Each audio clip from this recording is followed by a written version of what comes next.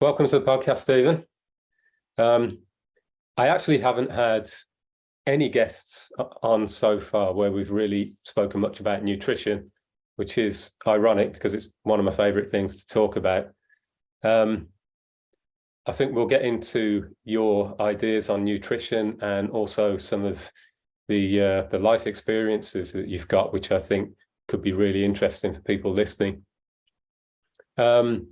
My understanding of your diet is that it could be considered quite extreme by some people, but it's actually not that different to how I eat myself. I haven't really brought this up much on the podcast so far, and I don't even really bring it up that much with my clients for that reason, that I think that some people could consider it quite extreme. And I don't want to lose people, especially clients. I don't want to lose their interest straight away if I present them with something that they think is too far out of what they're used to. But having said that, recently I've been feeling a little frustrated looking around at people that I work with, members of the family who are having health problems. And I really think that diet is a huge part of that. And I just want to be more honest and open about what I'm doing myself, what's working for me, what I see working with other people, and put this information out there for people.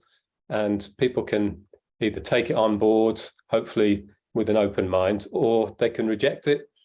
But I think at least we need to have these conversations. So from my understanding, you've been eating an almost entirely carnivorous diet for quite some time.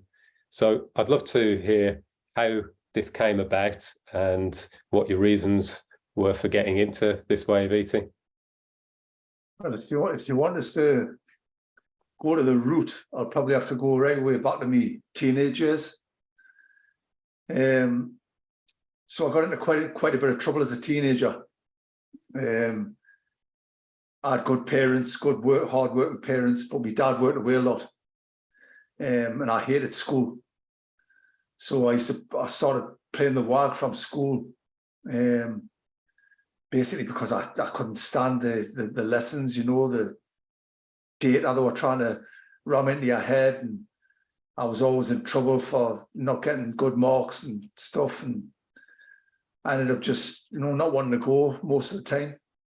So it started off playing the wag, and I gravitated towards people who were other kids who were like that.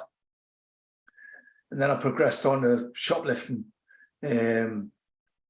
gambling, taking drugs, burglary, and my parents are, like I say, I had good parents, but my dad worked away, so there was no strong hand to keep us, to keep us in line. And my mother couldn't control us at the finish.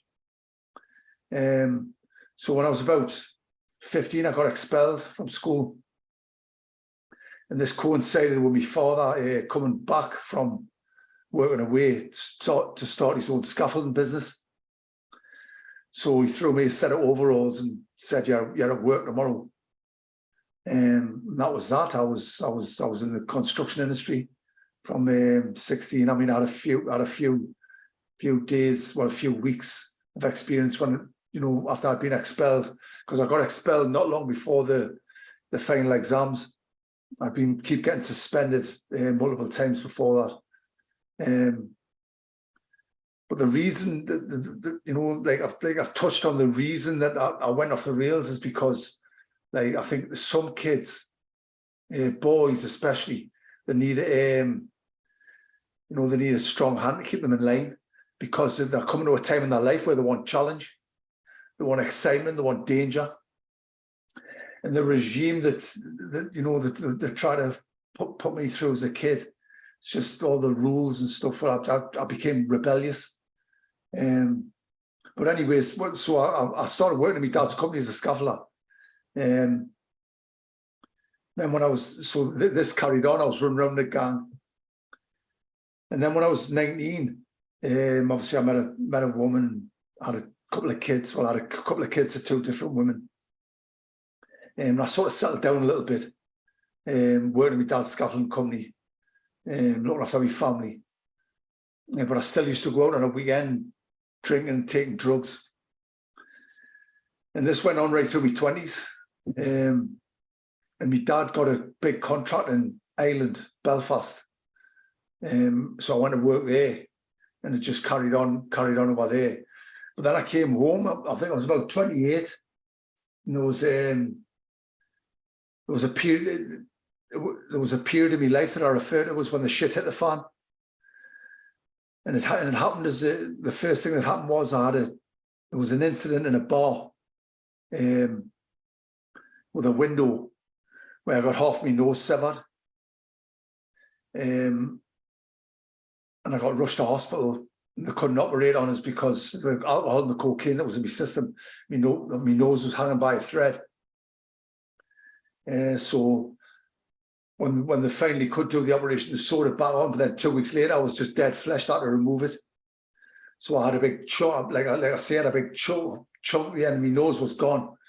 And then I had a series of unsuccessful operations performed by surgeons. I've got the scar in there, as you can see, over my head. It was all unsuccessful. So obviously this totally changed me as a person. You know, I'd been happy-go-lucky,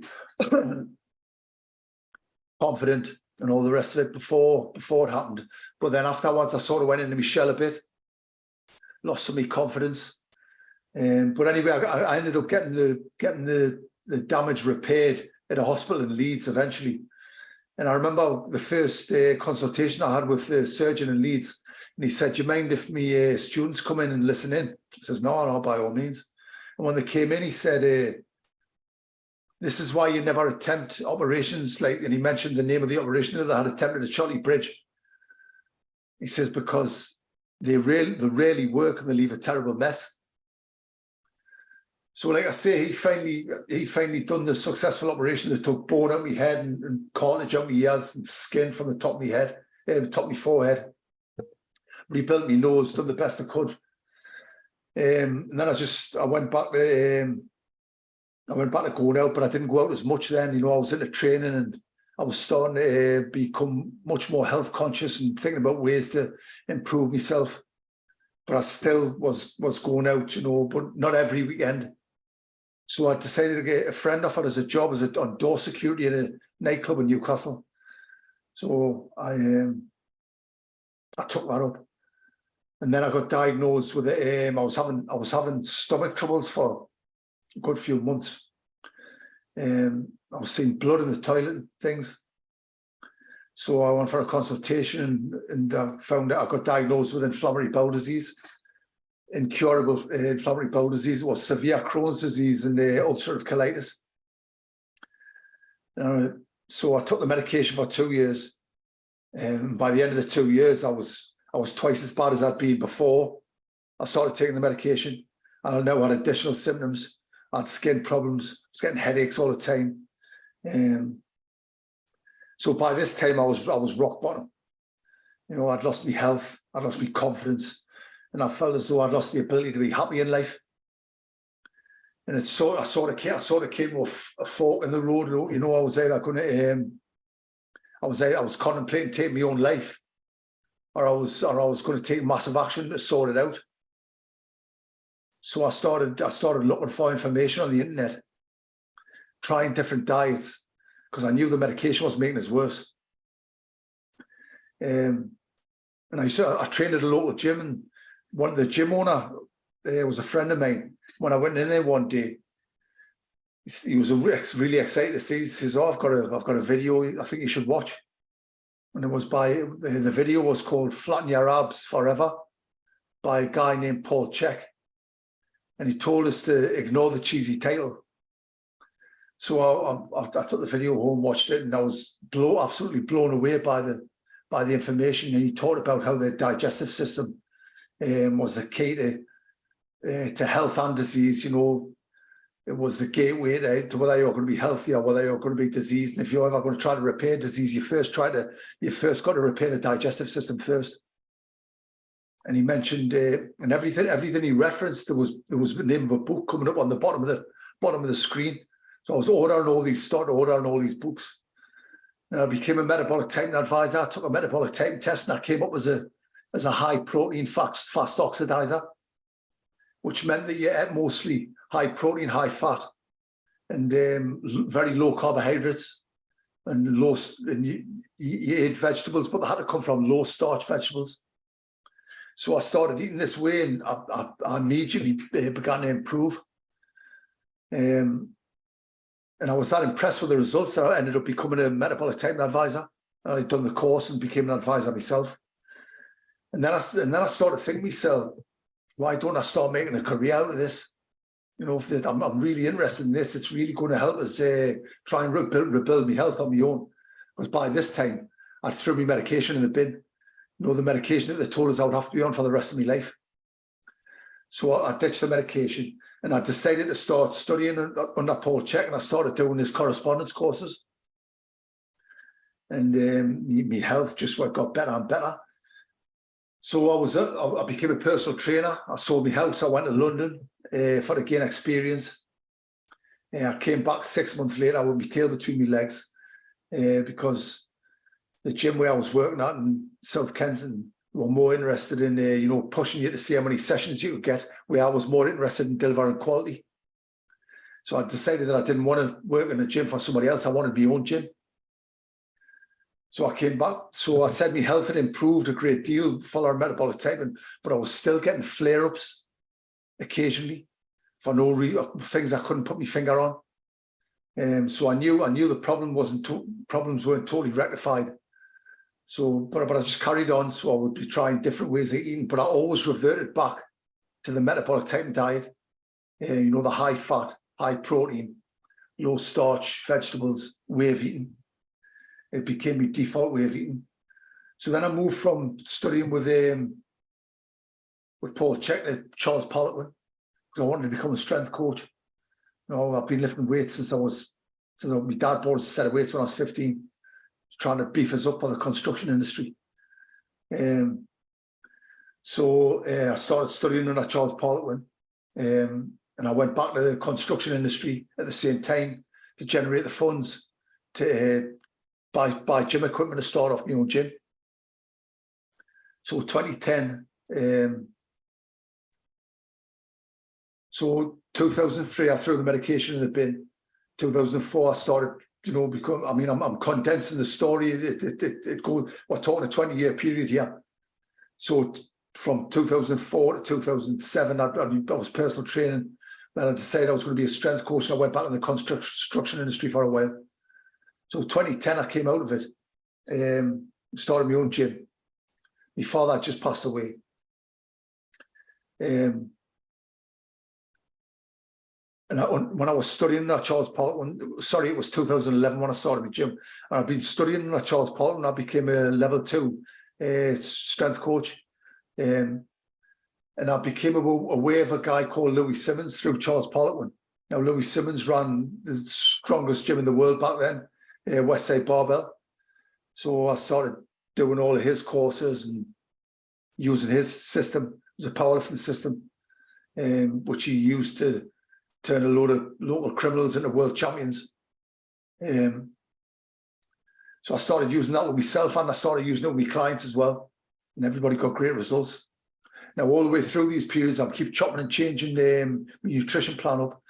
There was a period I read a book called We Want to Live by Jonas van der Plat. It was a proponent of eating raw meat. But he cured himself of all kinds of so-called incurable diseases eating raw meat. So I was eating raw meat for about a month, but I couldn't stick it. It was too bland. So when I was powerlifting under Louis Simmons and training with Louis Simmons' Westside system, I came across a guy called Stan Efferton, who had a protocol called the vertical diet.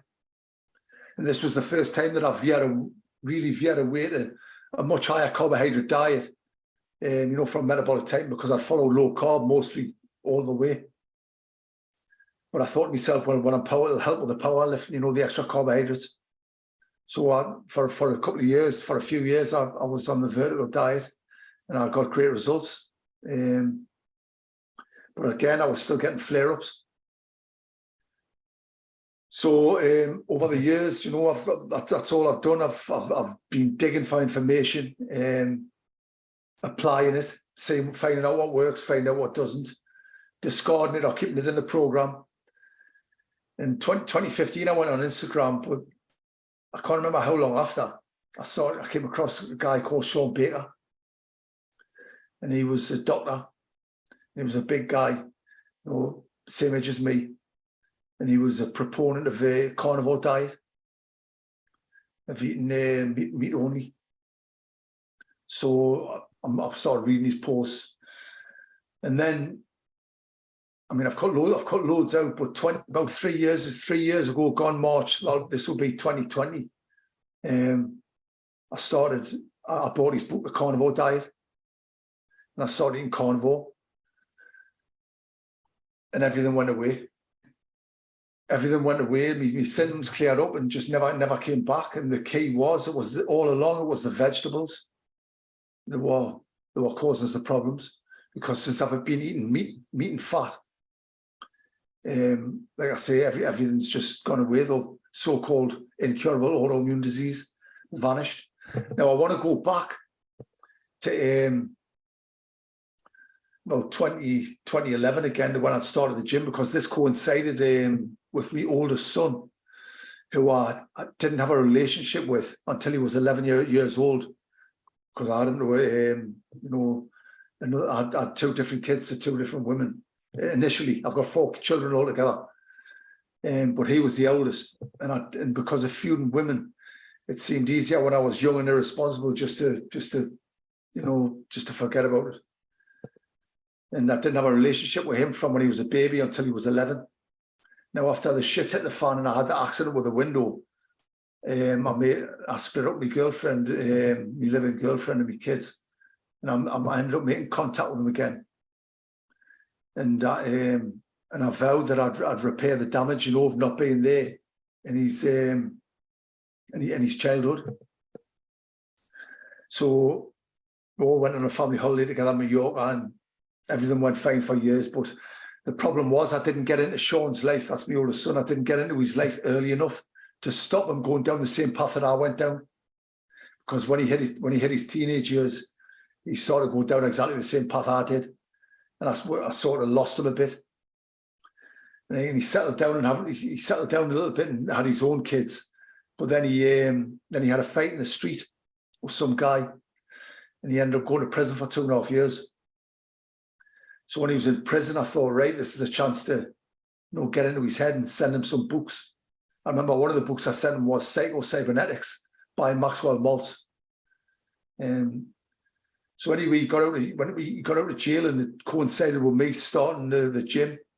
Well, now I had a reason. He had a reason to come and see us all the time, because he's getting free training and coaching. And he's totally, it turns out, he's been by my side for all these years, and he's totally turned his life around. He's my assistant coach now in the gym. So the situation now is, I started uncovering this information when I was 36. I started passing it on to him when he was 24. And now he's passing it on to my grandson, Sean, when he's 13.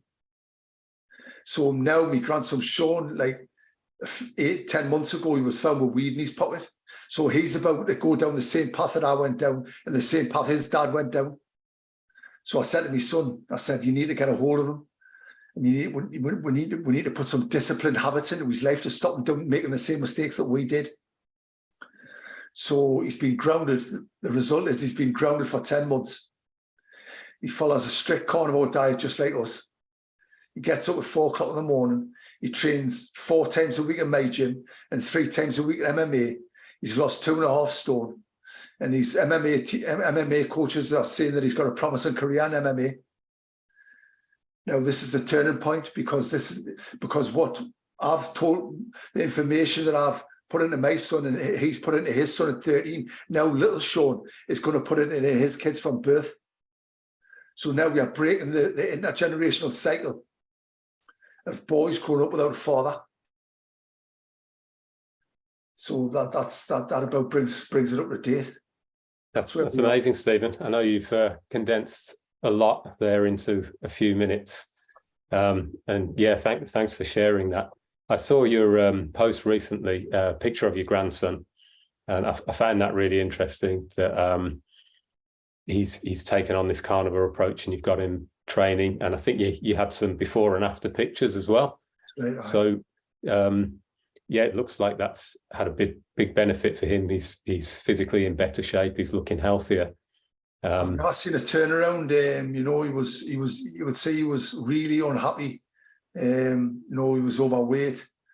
And the turnaround has been it's been dramatic, and it's really pleasurable to see, and it makes us really proud.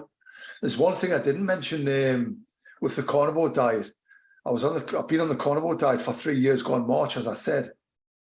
Now, initially, all the symptoms of inflammatory bowel disease went away, but I was still getting skin breakouts. I was still getting headaches, and I still had you know, what I would describe as energy issues.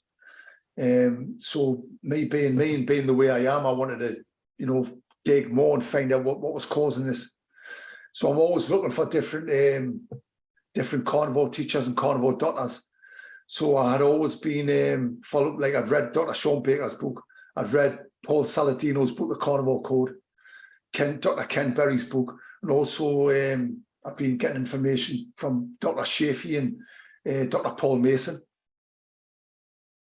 Now, Christmas Day last year, I was digging for information on my phone, and I came across a 30-day challenge that Dr. Anthony Shafee was holding. So I joined it on Boxing Day because I wanted to speak to more carnivore doctors to find out what was, you know, still causing these issues.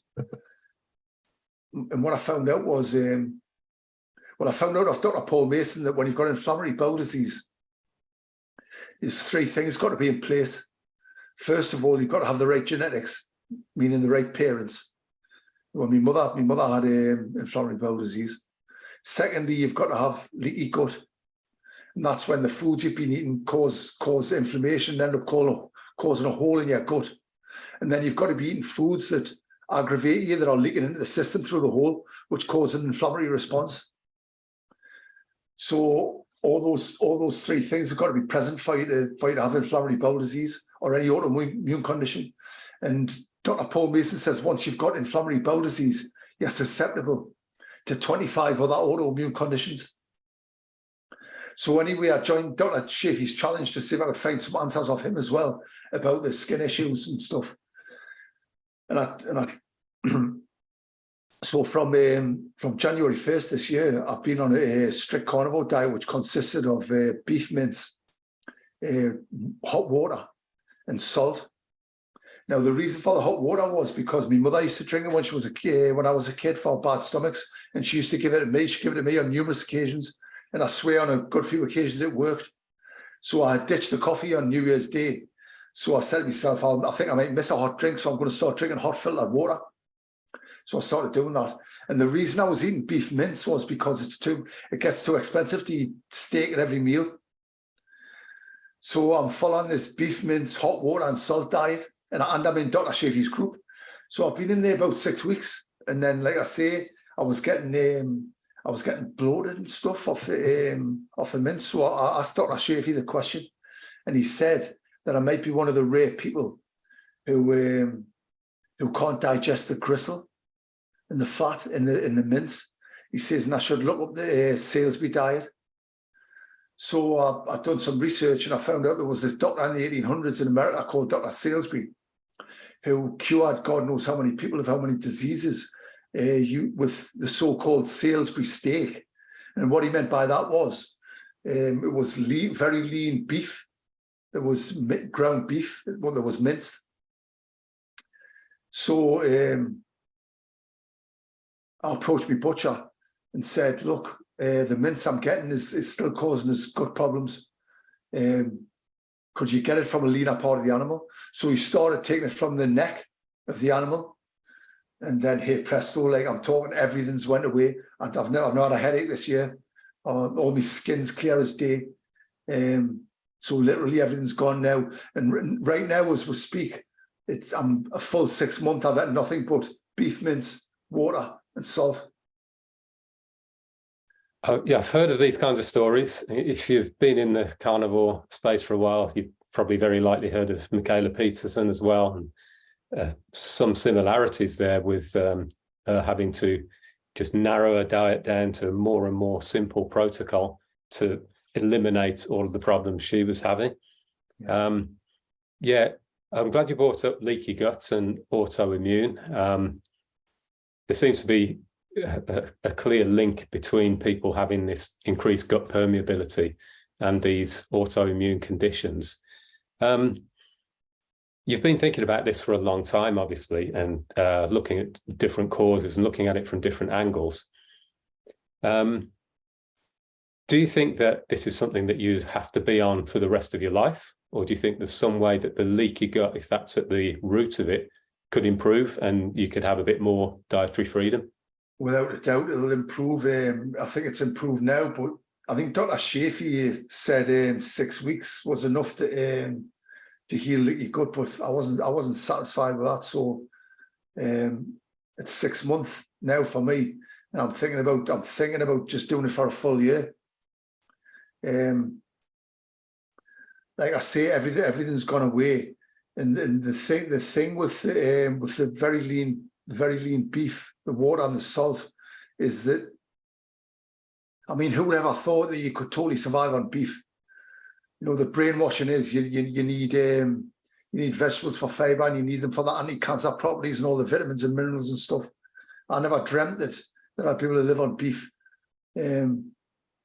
So a beef diet. I mean, when you mentioned Michaela Peterson, I think I'm even more sensitive because, like, I couldn't even handle a steak. You know, like it's a steak that had fat or gristle in. Like the beef I'm getting now is like it's like 4% fat, and it's the ultimate elimination diet. So basically, I'm putting food in that's like really easy to digest, and there's nothing in there that aggravates you. So it gives your gut a chance to heal. So that when I do start reintroducing foods, the first things I'll be introducing are, like, the other meats, like like pork and chicken, eggs. I have heard of that. Before I ever think about reintroducing carbohydrates or vegetables or anything like that, I don't think I ever will, to be honest. I have heard of people saying that they do have to narrow it down to just one type of meat, and even other types of meat can aggravate their symptoms, at least in the short term. But then after a while, they seem to get some improvement, probably that healing of the gut that starts to allow them to try probably a few different types of meat at first, and then, if they so desire, to bring in other foods. Dr. Paul Mason, really, he's an Australian guy, really smart man. He says if you've got any kind of autoimmune condition, you should eliminate coffee, dairy, pork, chicken, and basically just go to ruminant animals. My experience has been that I haven't had symptoms as severe as yours, but in my early 20s, I just started having multiple food intolerances. And that happened after I was on some antibiotics for quite a long time, probably too long. And I was trying to figure this out for decades. It's a long time. And most of the improvement that I've had, I'd say, has been within the last 6 months to a year. And during that time, what I've cut out more than anything is vegetables. And my diet is probably 80% meat and the fat that goes with it, some egg yolks. I do occasionally eat some fruit and I occasionally eat some vegetables. I don't really have any severe symptoms. But yeah, I think it's something that probably will affect people as we get a little bit older. I think people are more resilient when we're young. We can get away with all kinds of things when we're younger that we can't tolerate as well when we get older. Dr. Anthony Shafee's got a fantastic talk where you can find it on YouTube. It's called "Plants Are Trying to Kill You," and basically what he means by that is because plants don't have claws and teeth to defend themselves, they have these chemical defense, toxic defense chemicals, which that gut irritants. They'll damage the gut of mammals. There's only certain, you know, animals that, you know, they've got the guts to eat them types of foods. And he says when they're designed to eat them, talks about the one time we might have talks about the appendix being really small now, and it would have been much bigger at one time. It would have been, you know, more suited for plants. But like I say, I can't believe like how much my skin cleared up when I took plants out my diet. The problem with me was I obviously still had the leaky gut, and I was like, for the first 2 years eating the carnivore diet, I was getting raw dairy from the farm. So I was getting raw milk first. Then I found out that was aggravating us. So then I stopped the raw milk, but I started on the raw cream. And I loved that, and I was eating boatloads of that. Well, dairy, A1 and A2 proteins are both inflammatory, whey and casein proteins. You know, for people who've got there's a lot of people sensitive to dairy, especially if you've got autoimmune condition. So once I took that out as well, once I took all those out, and the only thing that was bothering us when I was on the beef only diet was the mince that had too much glycerin. From there, I had to go to the ultra lean mince, and once I'd done that, it was like the turnaround was rapid. Going back to how we started this conversation, I mentioned that I haven't really brought this subject up much because I feel like it can almost close the door too quickly for people. How do members of your family and people that you socialize with react to what you're doing? Well, a lot of them accept it now. I think it's coming to the fore more now. But I've been eating organic food since 2004. I've been telling people about tap water since 2004, and I've been looked at. There's people looking at me like I'm an alien back then. But yeah, you're right. You know, when you tell people that you only eat meat, they just think, you know, you get funny looks off them. They say, well, do you go to the toilet and stuff like that? You know, What about social events? Family events or events with friends and that sort of thing? How do you handle those? Social events for me used to be drinking alcohol. It was all based around drinking alcohol. Northeast of England, that's where I'm from. That's what everybody does. So I did that as well. And I must say that over the last 20 years since I've been on this path, I fell off the wagon many times. You know, when I was depressed, when things weren't working, and I would go on drink binges, and I would be smoking weed, and I'd go back to my old ways, but I always got back on the wagon. You know, I always went back to digging for information, applying it, staying off, you know, away from that life for long, long periods of time. I'm finished with all that now. But it's been a hard slog, but it's been worth it. Because I feel as though the 6 years when the shit hit the fan, that robbed us of a huge part of my life. Not just the 6 years, but for many years after that. You know, like so like I felt as though I'd lost out on, you know, missed out on a lot of things. But now I feel as though I've been given a new lease of life, and I'm really excited for the future. In my experience of like working with clients, there's a quote which I heard a little while ago, and it kind of sums up a lot of the experience I've had working with clients. It's from Margaret Mead, and she said something like, "It's easier to change a man's religion than it is to change his diet." And that's definitely been my experience working with coaching clients. It's not easy at all. You can give people all the information in the world, but they need something in their life that's going to be a powerful motivator. And the classic example is with personal trainers, is somebody who's getting married or something like that. It's a big event that people get focused on. And, you know, it's nice to have a positive motivator like that. But oftentimes the motivators are negative. They're a crisis. And unfortunately, that's what it takes for a lot of people to think about making these kinds of changes. They need a big why, don't they? So I mean, I never had a problem. Me, I've always been the type of person, I think big. You know, I always want to push things and see what I can accomplish. And when you haven't got your health, when you haven't got your health, you know, it's hard to be like that. So the first thing I had to do was rebuild my health. And the first step of rebuilding your health is what you put in your mouth 3 times a day. So you can literally dig yourself into an early grave with a knife and fork, and you can dig yourself out of one. I think the challenge that we have with taking this information to more people is that not everybody's going to have an acute crisis that they can recover from, because the epidemic that we've got of chronic disease is often, it's something that sneaks up on people. You can gain weight slowly and it normalizes in your mind because you only see the gradual change.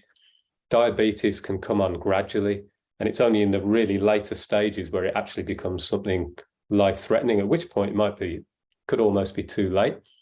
So these things are insidious and they creep up on people. And I think many people are just not seeing, as you said, the connection between what they eat and their health. I hear people all the time talking about their health problems. I was in a coffee shop the other day.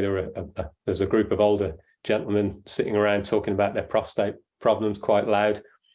Meanwhile, they're drinking great big, cups of hot milk with sugar in, and not seeing the connection between what they're doing and the outcomes that they're getting.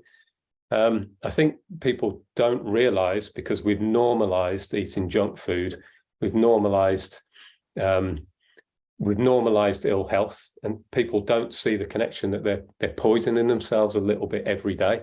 And it's really hard for them to step outside and say, well, what everybody else is doing, that must be right, because that's what everybody's doing. And yeah, there's another quote which came to mind as well recently, which is one by Mark Twain. He said, whenever you find yourself on the side of the majority, it's time to pause and reflect. I think looking around now at the epidemic we have of ill health, you do need to be thinking unconventionally. The majority of the people don't think, do they? Mm. I'm naturally, I'm quite, I wouldn't say negative, but I tend to err on the side of, like negative. So like I've been a self-help junkie. You know, if I'm having a down day, I'll pick a book up. I go straight to the problem. And you know, if it's a negative thing and it's a problem that's stopping me from taking positive action, I'll go straight to a book. And you find that after 15 minutes of reading one of these books, you know, that your whole thing, it changes. But the majority of people don't think. I'd love to know more about your coaching, because you describe yourself as a strength coach, but I think there's more to it than just lifting weights. So what kind of people do you work with, and what are you helping them with in general? Well, I tend to, I'm about to take my training online, but I tend to attract a lot of blokes, a lot of guys. I think it is because of my mindset, because of how disciplined I am. And I tend to attract guys who want to be like that. And you're right, it's not just lifting weights; it's strength, it's mental strength as well. I love the Stoic philosophy. You know, I'm a big proponent of reading that on a regular basis. You know, I love the Epictetus quote: "If you're going to starve to death, you might as well do it in a calm and confident manner." You know. I haven't heard that one. I like that. So are you helping people with, as well as their strength coaching, you're also helping them with their mindset and how they go about living their life? Mm. Yeah, nutrition and mindset. Training, nutrition and mindset's my speciality. In fact, I'm about to bring an online product out called The Turning Point, for men who want to totally turn their lives around. And it's going to be based around strength training, nutrition, mindset, and your purpose, you know, your life purpose, what you were put on this planet to do. Because I feel as though that's what I've been put on this planet to do. I feel as though that's why I went through the 6 years of hell, to actually put us onto this path. You know, I feel this is me. I feel as though my purpose is to help men do what I'm doing. You know, to heal yourself and to show others how to heal themselves.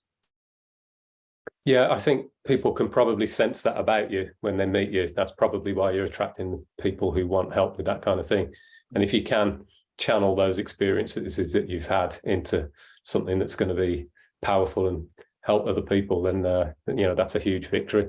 Yeah, I've got someone to really one time I used to you wake up in the morning, you got to drag yourself out of bed. But like I say, now I get up at 3 o'clock every morning to work on my computer, on me shit.